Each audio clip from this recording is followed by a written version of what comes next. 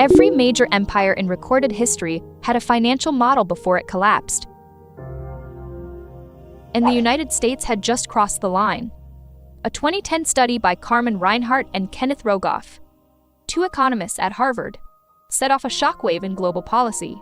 They analyzed centuries of sovereign debt data and came up with a number that should scare everyone watching: 90%. Once a country's debt exceeds 90% of its GDP, growth slows and collapses. Their research shows that the median growth rate has fallen by a full percentage point, and the average growth rate has completely turned negative. There are some problems with this study that we will address. But what is important now is that the United States is not sitting on 90%. The country passed years ago. By the end of 2024, the proportion of debt to GDP had climbed to about 120 to 123%, and the scale of treasury bonds exceeded $36 trillion. In one fiscal year alone, net interest payments amounted to about $890 billion, meaning the United States spent more on interest than the world. As most expensive military spending, no debt repayment, no capital reduction, only interest compensation. And that is where history begins to be unsettling, because we've seen the movie many times before, and it never ends well. Rome is the comparison everyone wants. And to be honest, it is worth it. The collapse of the Roman Empire was not the result of an invasion or a terrible emperor. It has been financially hollowing out itself for centuries, most notably in the standard Roman silver dinar. Under Augustus, the coin contained about 95% pure silver, real money. Nero reduced it to about 93%. Septimius Severus roughly halved it. And by the time Gallienus took power in the mid-20th century, the silver-plated copper dinar contained about 5% silver. None of this happened by accident. Rome, in ancient times, amounted to a huge deficit because borders stretched too far, armies too large, bureaucracies expanded, food handouts and public entertainment could not stop, or chaos would ensue. The historian Cassius Dio documented Emperor Septimius Severus' exhortations to his sons on his deathbed, outlining the entire fiscal trap in one sentence: live in harmony, enrich soldiers, despise everyone. That is policy. Make the army happy. Everything else comes second. Such strategies always have expiration dates. Joseph Tanter, in his 1988 book, The Collapse of Complex Societies, and described this dynamic as diminishing returns to complexity, in which every penny added to sustain the empire produces fewer and fewer returns, until the system is unsustainable. It took centuries for Rome to fall apart. Spain managed faster. Between 1500 and 1650, about 181 tons of gold and 16,000 tons of silver flowed out of the Americas and into Spain. In any case, the crown should be flush, but Spain declared bankruptcy in 1557. Then in 1560, 1575, 1596, 1607, 1627, and 1647, Philip II alone defaulted 4 times during his administration. Sitting on the largest influx of precious metals in global history, to fail requires a special form of fiscal mismanagement. And the formula is simple. Spending has been higher than income for decades. The Spanish Armada, the 80-year war in the Netherlands, wars across Italy, and the cost of defending global empires on all fronts cost the treasury so much that American silver often flowed directly to foreign bankers, Genoese families, and German feudals to pay off existing debts before coins touched Spanish land. As Paul Kennedy made clear in his book, The Rise and Fall of Great Powers, Spain's commitment goes far beyond her resources. At various times under Philip II, debt service consumed 2/3 or more of the royal family's total income, meaning the government was working for creditors, not the other way around. France has the same strategy. but it is also unique. By 1788, about 50 to 60% of the French royal government's revenue was directly used to repay debt, most of it dating to France's decision to finance the American Revolution at an estimated cost of 1.3 billion livres. Ironically, American independence was partly financed by debt that would destroy the French monarchy. In 1786, when the true size of the deficit was revealed, a political crisis erupted, leading directly to the appeal of real estate generals in May 1789.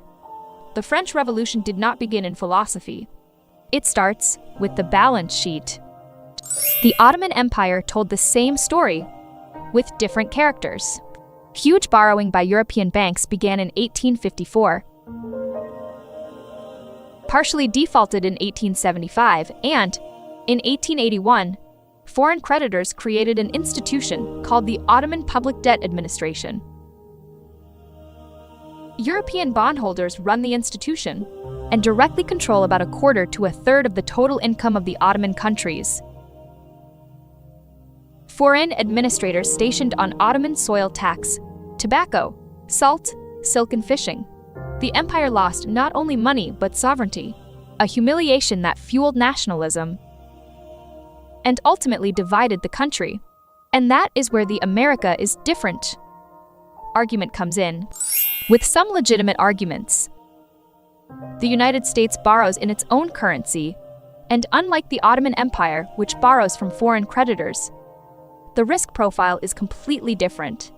The US bond market remains the deepest and most liquid market on Earth. The dollar still accounts for about 88% of all foreign exchange transactions, according to the Bank for International Settlements. Stephanie Kelton and other proponents of modern monetary theory argue that countries that issue currencies cannot default involuntarily, and that the only real constraint is inflation, not solvency. Japan's debt-to-GDP ratio hovers around 255%, more than twice that of the United States, and Japan has not yet collapsed, so maybe 90% is not a cliff, maybe a speed bump.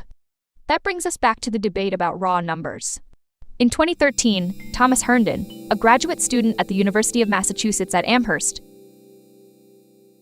found that Reinhart and Rogoff had made an Excel error in their research. Several countries were excluded from the data, and the statistical weights looked unconventional, with more than 90% still showing positive growth of about 2.2% after the revised data was passed. Below average, of course, but well below the disaster described in the original paper.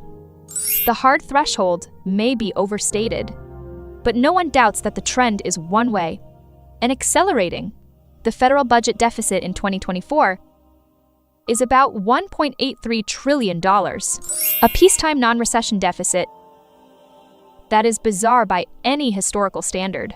After the Federal Reserve raised interest rates sharply, the average interest rate on outstanding federal debt climbed from about 1.5% in 2021 to about 3.3% to 3.4% at the end of 2024. In mid-2024, the Congressional Budget Office predicted that under current law, the average annual deficit would reach or exceed $2 trillion by the 2030s. This trajectory pushed debt as a share of GDP to 166% in 2054. Most important, the Social Security Trust Fund will face an expected exhaustion around 2033 to 2035, which will trigger automatic benefit cuts of 20 to 25%. And these underfunded debts will not even appear in the headline debt data. Herbert Stein, who served as chairman of the Council of Economic Advisors under Nixon, founded what became known as Stein's Law. If something doesn't last forever, it stops. The real question is not whether America's debt trajectory will last, because few seriously think it can continue on its current path. The real question is what it looks like to stop. One version is similar to Britain after World War II, a managed recession in which debt peaked at 250% of GDP and the empire slowly disintegrated. Over decades, the Suez Crisis of 1956 was a moment when everyone was aware of a permanent shift in the old power structure, and Britain did not complete its World War II debt repayment until the 31st of December 2006. The other version looked more abrupt. Empires tend not to decline, they fall off cliffs. And the dollar's share of global reserves has fallen to about 58 to 59%, from about 71% in 2000, according to recent IMF data. According to Niall Ferguson, this is not a crash, but a direction. Alexander Hamilton, the U.S. public finance architect, wrote in 1790, "A country's debt, if not excessive, will be our blessing. Everything depends on a quiet little warning. If not excessive, China spent 234 years testing the route's location. Every empire that straddles it sees this as an exception. Reinhart and Rogoff have different titles for a reason, because that is what every generation has said before." If you find this useful, be sure to subscribe and see you next time.